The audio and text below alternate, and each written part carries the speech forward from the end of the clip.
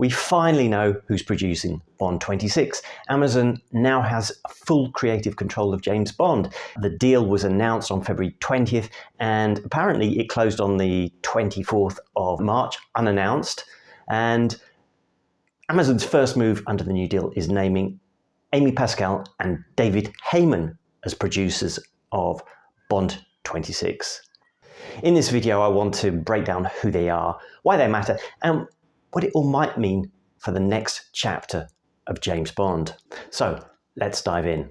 When Amazon bought MGM, the big question wasn't just how much control they'd get, it was really about how they'd work with Eon, especially after that bombshell back in December when reports surfaced and their relationship had completely broken down. The Broccoli's have always protected Bond's creative direction.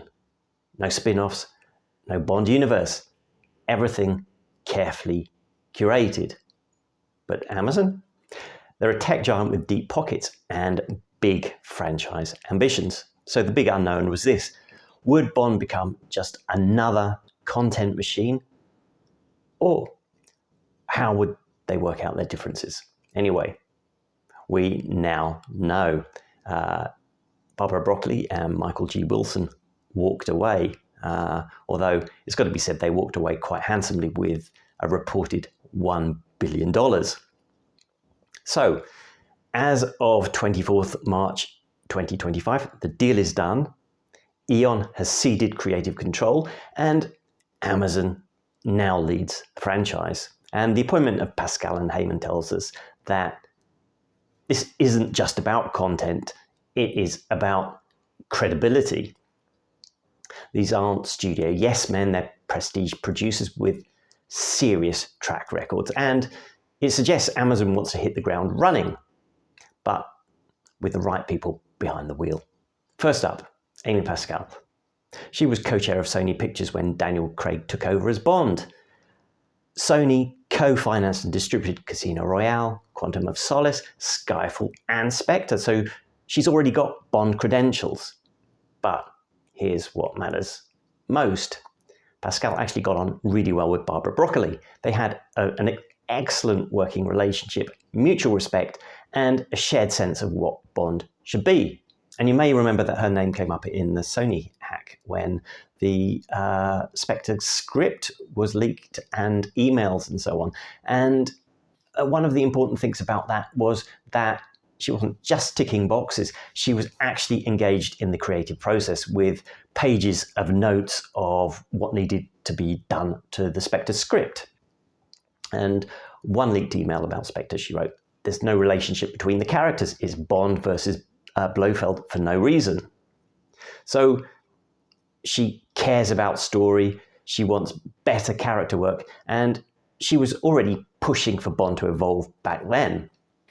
And look at her track record since. You may or may not like what she's done, but she's done Spider-Man Into the Spider-Verse, Little Women, and she has done the Tom Holland Spider-Man trilogy. So she's someone who knows how to reinvent a legacy IP without blowing it up. And now she's in a position to help shape Bond from the inside. Now, let's talk about David Heyman.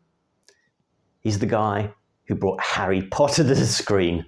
All 8 films, would you believe? He also produced Gravity, not one of my favorite movies, Paddington, haven't seen it, Marriage Story, likewise, and, well, one of my personal favorites from recent years, Once Upon a Time in Hollywood, the Tarantino movie.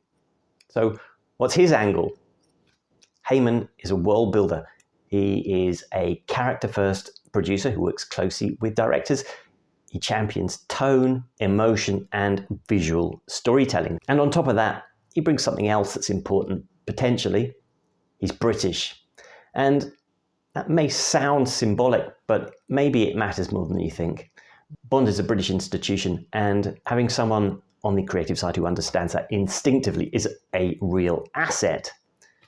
Now, sure, you may wonder if the Paddington guy is really right for Bond. It's a fair question. But remember, Heyman also produced Once Upon a Time in Hollywood. It's stylish, violent, gritty, all things Bond can be. It's also a period piece, so I don't know if that is going to be an influence. we'll have to wait and see there. In a post-Craig world where Bond is more emotionally layered than ever, Heyman's sensibility could actually take things further.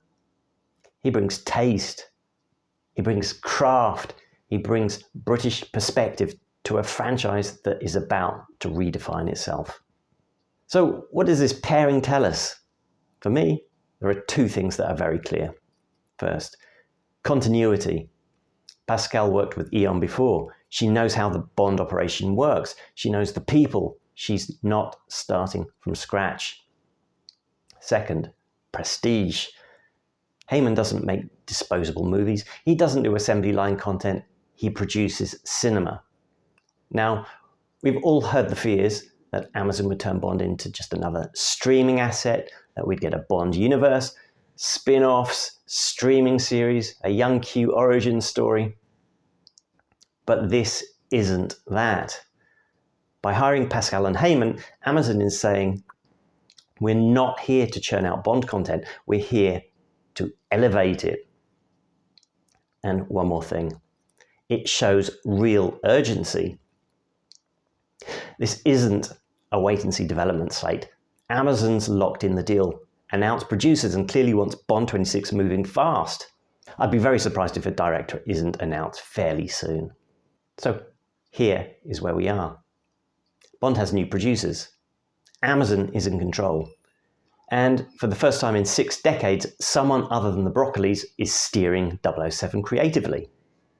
We don't know who the next Bond is. We don't know the story. We don't know the tone. But we do know this. Pascal and Heyman are not here to babysit the brand. They're here to build the future of Bond, and it's already underway.